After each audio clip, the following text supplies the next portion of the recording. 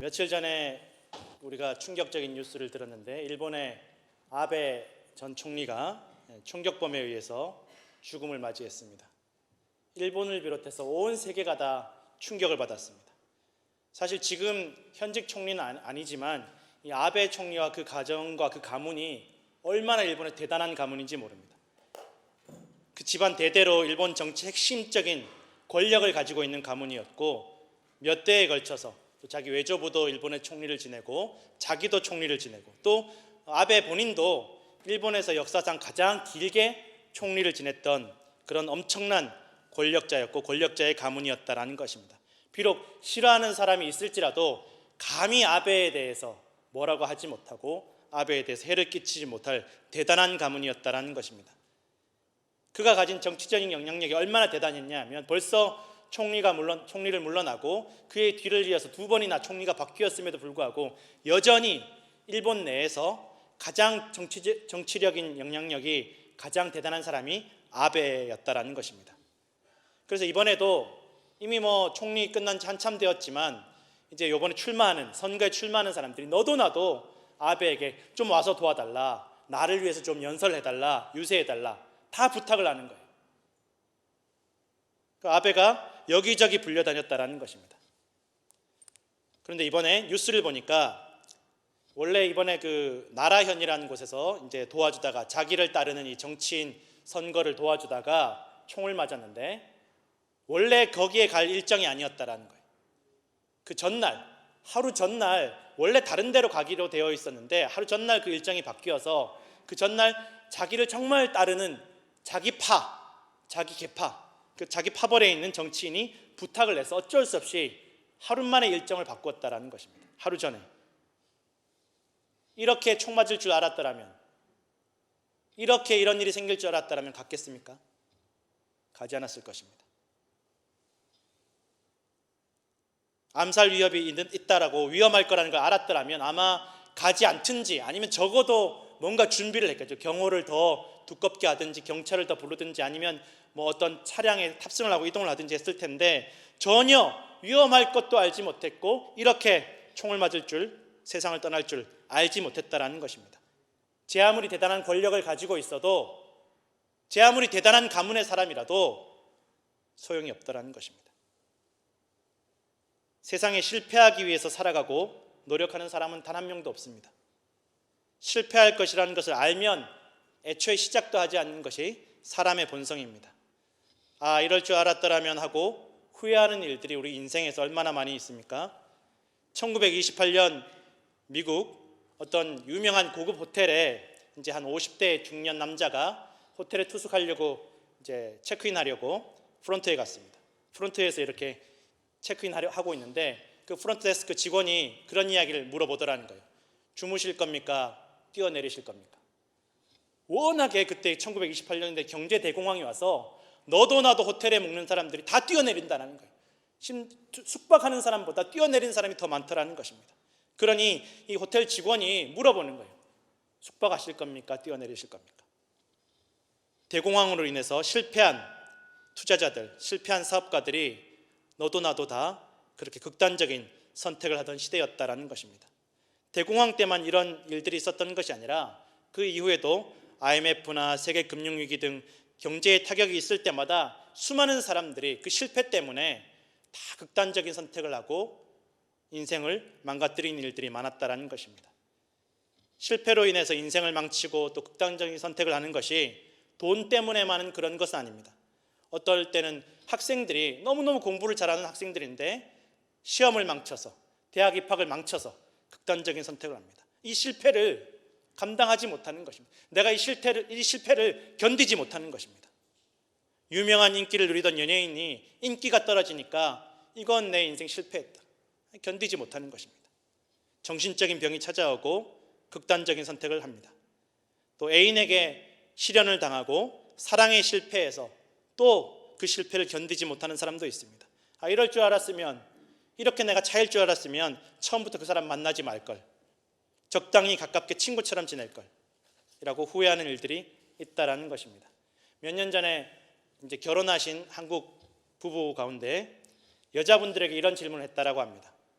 다시 태어나면 지금 남편과 결혼하겠습니까? 무려 19.4%만 다시 결혼하겠다라고 했습니다. 80%는 내가 이 인간이랑은 다시 결혼하지 않겠다. 웃으시는 분들은 공감하시는 분들이 좀 있으신 것 같습니다. 80%는 5명 중에 4명은 나는 몰랐으면 몰랐지 알고는 이 인간이랑 못 살겠다라는 거예요. 남자분들은 조금 한 45% 정도는 다시 결혼하겠다라고 하더라고요. 남자분들 큰 착각에 빠져 있는 분들이 굉장히 많은 것 같습니다. 누구나 다시는 실패를 경험하고 싶지 않고 미리 알 수 있으면 피하고 싶은 것이 사람의 본성이라는 것입니다. 오늘 성경에 보면 예수님께서 제자들에게 말씀하십니다. 보라, 너희가 다 나를 버리고 떠나고 도망갈 때가 찾아온다. 너희가 다 각각 제 곳으로 흩어지고 나를 혼자 둘 때가 오는데 벌써 왔다. 제자들이 예수님을 배신하고 다 도망가고 예수님을 혼자 버려둘 것을 예수님께서 이미 알고 계셨다라는 것입니다. 얘들이 내가 이렇게 사랑하고 3년 동안 동고동락하고 그렇게 가깝게 지냈지만 결국 마지막에 다 나를 배신하고 떠날 것이라는 것을 예수님이 다 알고 계셨다라는 것입니다. 고난을 당하면 어려운 일을 만나면 십자가를 만나면 다 패배자들이 되고 실패자들이 되어서 떠나버릴 것을 도망가 버릴 것을 알고 계셨다라는 것입니다. 제자들이 변하지 않을 것을 알고 계셨습니다. 그런데도 그 제자들을 부르셨고 계속 데리고 다니셨고 돌보시고 끝까지 사랑하셨습니다.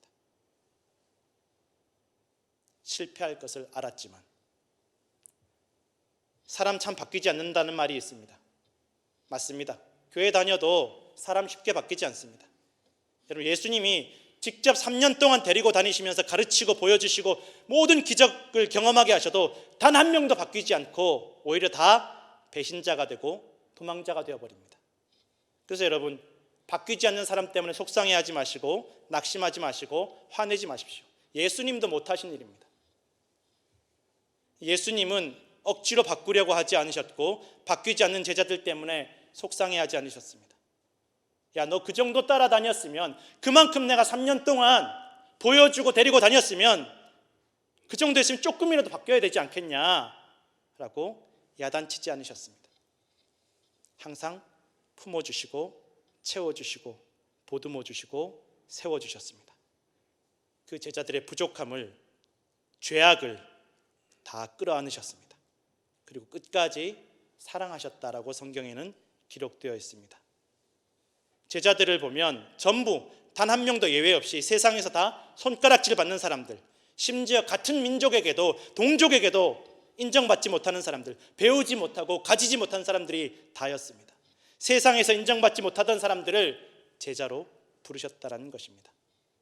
그리고 그들에게 물이 포도주가 되게 하는 기적도 보여주시고 물 위를 걷는 기적도 보여주시고 죽은 지 며칠이나 지난 사람을 살리시는 기적도 보여주시고 물고기 2마리와 떡 5개로 수만 명, 수천 명을 먹이시는 기적도 보여주셨습니다. 사람의 머리로는 도무지 이해할 수 없는 기적들을 가장 가까이에서 경험하게 하셨다는 것입니다. 3년 동안 쉬지 않고 말씀을 끊임없이 풀어주시고 가르쳐 주셨습니다. 누구보다 예수님 가까이에서 이 말씀들을 들었던 사람들이 제자들이었습니다. 그 예수님께서 예루살렘에 들어오실 때는 수많은 사람들이 호산나를 외치면서 왕으로 대접했다라는 것, 왕이 입장하는 것처럼 그렇게 환호했고 그 곁에서 으쓱하면서 인기를 누리던 사람들이 제자들이었습니다. 내가 예수님 제자라는 것을 자랑스럽게 여겼다라는 것입니다. 예수님이 아니면 평생 손가락질을 받고 무시당할 수밖에 없는 영원한 패배자가 될 수밖에 없는 제자들이었지만 그들에게 놀라운 은혜와 기적과 말씀을 주시는 것입니다. 그럼에도 제자들은 예수님께서 정말 무슨 말씀을 하시는지 관심도 없었고 변하지 않았습니다.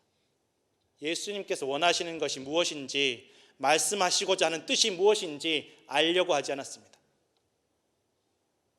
심지어 예수님께서 고난당하시고 십자가에 못 박혀 죽었다가 3일 만에 다시 살아날 것이라고 말씀하신 그 현장에서 두 명의 제자들이 자기 어머니를 데리고 와서 예수님, 당신이 왕이 되시면, 당신의 나라가 임하시면 우리에게 한 자리 좀 주십시오 라고 청탁하는 것입니다. 예수님이 무슨 말씀을 하셨는지 듣지 않습니다. 어떻게든지 예수님 이용해서 내가 어려움 피하고 고난 피하고 죽음 피하고 높은 자리에 올라가야지. 나머지 10명의 제자들은 또 그런 두 명의 제자들을 보면서 질투하고 분노하는 거예요. 어떻게 저런 사람들이 있나? 우리도 있는데. 냉정하게 말하자면 조금의 가능성도 보이지 않는, 변하지 않는, 실패가 뻔히 보이는 사람들이 제자들이었습니다. 그럼에도 예수님은 제자들을 무시하거나 미워하거나 포기하지 않으셨다라는 것입니다. 교회 다니는 성도들이 오랜 세월 신앙생활을 해도 기적도 체험하고 은혜도 경험하고 성경 공부도 하고 성경 암송도 하고 성경 필사도 하고 예배도 쉬지 않고 드립니다. 모든 생활이 24시간이 예수님과 함께입니다. 그런데 막상 어려움을 만나면, 고난을 당하면, 시험들 일이 생기면 견뎌내지 못합니다. 넘어지고 주저앉고 믿음을 잃어버립니다. 내가 신앙생활 하는데 왜 이런 어려움을 겪어야 되나? 교회가 뭐 이러나? 교회에 뭐 이런 일이 일어나나? 내가 오래 신앙생활 했는데 그래도 이 정도 내가 봉사하고 섬겼으면 인정해주고 자리 하나는 줘야지. 그렇게 생각합니다. 그러다가 원하고 바라는 것을 얻지 못하면 시험 들고 넘어지고 영영 교회를 떠나버립니다. 내가 이럴 줄 알았으면, 괜히 시간 바치고 몸 바쳐서 신앙생활했다 싶고 세상에 나가서는 전혀 교회 다니지 않는 사람처럼 그렇게 숨어 지냅니다. 예수님의 제자들이 다 그랬습니다. 예수님께서 이것을 다 아십니다. 뻔히 다 배신하고 예수님을 다 떠나버릴 것을 알고 그렇게 말씀하시면서도 오히려 예수님께서 이 제자들을 지금 위로하고 계신다라는 것입니다. 지금 배신당하는 사람, 사기당하는 사람, 위로받아야 되는 사람은 예수님인데 이 예수님이 오히려 배신할 사람들, 떠나버릴 사람들을 위로하고 계신다라는 것입니다. 너희가 다 나를 버리고 도망가도 난 괜찮다. 나는 혼자가 아니다. 하나님 아버지께서 나와 함께 하신다. 많은 사람들이 어려움을 만나고 고난을 당하고 사람들에게 배신당하고 사기당하고 아픔을 마주하게 되면 나 혼자 남았다는 외로움과 절망감으로 고통스러워합니다. 아무도 내 곁에 없구나. 아무도 나를 이해해 주지 못하는구나. 아무도 내 아픔을 나누어 가질 사람이 없구나. 사람이 어떻게 저럴 수 있나. 배신감에 몸부림치고 아무도 믿지 못하게 됩니다. 저 사람은 믿을 수 없고 신뢰할 수 없고 틀림없이 배신할 사람이라고 알게 되면 처음부터 멀리하거나 대책을 세웁니다. 배신당하기 전에 내가 배신해야 되겠다. 이것이 사람의 본성이고 세상의 원리라는 것입니다.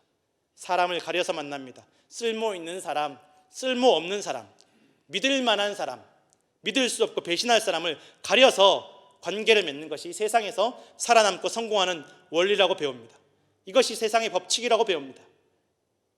그런데 오늘 예수님께서 말씀하십니다. 다 너희가 나를 배신하고 다 떠나도 나는 결코 혼자가 아니다 라고 제자들에게 말씀하시면서 제자들을 오히려 위로하십니다. 하나님 아버지께서 나와 함께 하신다. 이것이 예수님께서 오늘 우리에게 보여주신 믿음의 모습인 줄로 믿습니다. 사람들이 어떻게 생각할까? 저 사람이 나를 떠나면 어떡하지? 저 사람과 더 가까워져야 되는데 사람들에게 버림받으면 어떡할까? 사람들에게 손가락질 받으면 어떡할까 하고 불안해하고 두려워하고 조급해하는 것이 세상의 사람들입니다. 그러나 사람들에게 휘둘리지 않고 언제 어디서나 영원히 나와 함께 하시는 하나님 아버지를 신뢰하고 하나님 아버지를 의지하는 것이 바로 무슨 일을 만나도 누구를 만나도 승리하는 믿음의 비결인 줄로 믿습니다. 인생의 마지막을 기다린 호스피스 병동이 있습니다. 이제 시한부 판정을 받고 이제 생명이 며칠 남지 않았고 도저히 인간적으로 세상적으로 방법이 없는 환자들이 입원해 있습니다. 거기에서 근무하신 분들의 이야기를 들어보면 너무 다르다라는 거예요. 대부분의 환자들이 사실은 불안해하고 두려워하고 잠을 자지 못하고, 심지어 어떤 분들은 그래도 미련을 버리지 못하고 이제 며칠 남지 않은 것을 뻔히 다 아는데 통장 갖다 놓고 부동산 문서 갖다 놓고 이거 붙잡고 벌벌 떠시는 분들이 있다는 것입니다. 우울해하고 완전히 생기를 잃어버리신다는 것입니다. 그런데 어떤 분들은 마지막까지 생기가 넘치고 임종하는 그 순간에도 너무 환하고 평안한 분들이 있다는 것입니다. 성도들입니다. 실제로 많은 성도들이 임종하는 순간에 이런 고백을 한다고 합니다. 예수님께서 나 데리러 오셨어. 예수님께서 나 만나러 오셨어. 나 이제 예수님이랑 갈 거야.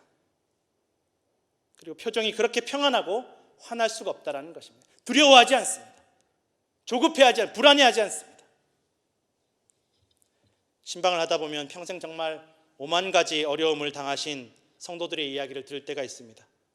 특히 사람에게 사기당하고 배신당한 이야기를 들으면 정말 저도 막 화가 막 나더라고요. 막 머리 뚜껑이 열릴 정도로 어떻게 저럴 수 있나. 이민 초기에 아무 데도 의지할 데가 없어서 그래도 말 통하는 같은 나라 사람, 한국 사람에게 의지했다가 배신당하고 완전히 실패한 경우도 있었다라고 합니다. 심지어는 교인에게 배신당하는 일도 있었습니다. 이렇게 이야기해 주시면서도 그 성도의 얼굴이 너무 환한 거예요. 너무 환한 거예요. 평안한 거예요. 그러면서 하시는 말씀이 하나님께서 내 억울함을 다 아시고 다 채워주셨습니다. 다 갚아주셨습니다. 하나님께서 다 위로해 주셨습니다. 라고 고백하시는 그 간증을 듣고 제가 너무 은혜를 받고 감동을 받았습니다. 어떻게 그럴 수 있을까?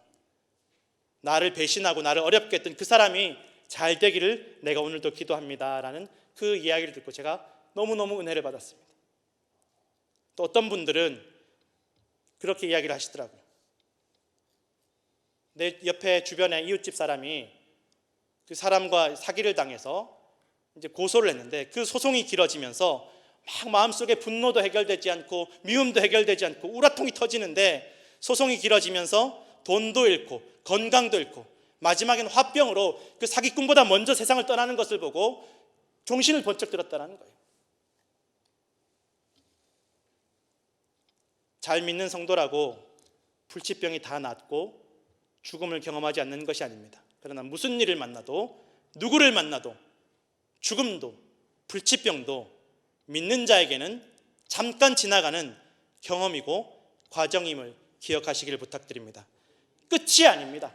절망이 아닙니다. 아무도 따라오진 그 길도 주님께서 함께 하시고 나를 인도해 주실 줄로 믿으시기를 부탁드립니다. 아무도 없을지라도 다 나를 버리고 다 나에게 손가락질해도 하나님께서 나와 함께 하신다는 것입니다. 그래서 성도는 평안을 누립니다.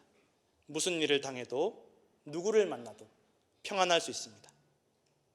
오늘 33절에 보면 평안을 누린다라고 할 때 누린다라는 말은 소유한다, 가진다라는 말입니다. 언제 어디서나 평안할 수 있습니다. 누구를 만나도 평안할 수 있습니다. 오늘 주님께서 이 평안을 우리가 누리고 소유하기를 원한다라고 말씀하고 있습니다. 고난도 십자가도 죽음도 없어지는 것이 아니라 피하는 것이 아니라 고난을 만나도 십자가를 만나도 죽음을 만나도 실패를 만나도 하나님 아버지께서 우리와 함께 하심으로 우리가 평안을 누리게 될 줄로 믿으시기를 부탁드립니다. 세상은 죽음을 피하고 고난을 피하고 십자가도 피하고 내가 책임질 일도 다 피하는 것을 가르칩니다. 그렇게 살아야 된다라고 가르칩니다. 너한테 유익이 되는 것만 선택하고 해가 되는 길은 반드시 다 피하라고 가르칩니다. 인간관계도 그렇게 다 가려서 사귀라고 가르칩니다. 내가 살기 위해서는 절대 십자가도 책임도 지면 안 된다라고 가르칩니다. 그러나 다 실패합니다. 고난당하지 않는 사람이 없고 책임지지 않는 사람이 없고 죽음당하지 않는 사람이 없습니다. 세상은 실패했습니다. 그러나 예수님은 실패할 것을 알고 있고 배신할 것을 알고 계심에도 끝까지 제자들을 사랑하시고 품어주셨습니다. 실패를 다 끌어안으셨습니다. 그 책임을 다 끌어안으시고 십자가를 받아들이셨습니다. 그리고 다시 살아나시고 영원한 생명을 얻으시고 우리에게도 살아날 길을 구원받을 길을 열어주셨습니다. 예수님의 복음은 성공했습니다. 오늘 주님께서 우리에게 말씀하십니다. 세상에서는 너희가 환난을 당하지만 담대하라고 말씀하십니다. 너희가 환난도 당하지 않고 피하게 될 것이라고 말씀하지 않으십니다. 너희가 믿지 않는 사람들, 세상 사람들과 똑같이 환난도 당할 것이지만 실패를 경험할 것이라고 말씀하시는 것입니다. 그러나 담대하라고 말씀하십니다. 담대하라는 말은 계속해서 용기를 내라, 계속해서 무서워하지 말라는 뜻입니다. 오늘 예수님께서 말씀하십니다. 내가 세상을 이겼다라고 말씀하십니다. 이길지 아닐지 모르겠다, 나중에 이길 것이다가 아니라 이미 이겼다라고 말씀하십니다. 우리는 믿음 안에서 이미 승리했습니다. 모든 죽음과 두려움과 실패에 대해서 이미 우리는 승리했음을 믿으시기를 부탁드립니다. 그 어떤 죽음도 실패도 우리를 넘어뜨리지 못합니다. 또 코로나가 다시 확산이 된다고 합니다. 경제도 어렵다라고 합니다. 원숭이 두창 바이러스도 오고 세상에서 들려오는 소식들이 점점 우리가 설 자리를 없애는 것 같습니다. 사람도 무섭고 가족도 믿을 수 없고 온통 주변에 상처 주고 배신하는 사람들 투성이인 것 같습니다. 아무도 믿을 수 없고 신뢰할 수 없는 세상입니다. 그러나 오늘 주님께서 우리에게 평안하라고 담대하라고 말씀하십니다. 이미 세상을 이겼다라고 말씀하십니다. 죽음도 사람도 세상도 우리는 이미 주님 안에서 다 승리했음을 믿으시기 부탁드립니다. 성도 여러분, 두려워하지 마시고 불안해하지 마시고 평안하시고 담대하시기를 부탁드립니다. 주님께서 오늘도 우리와 함께 하실 줄로 믿습니다. 기도하겠습니다.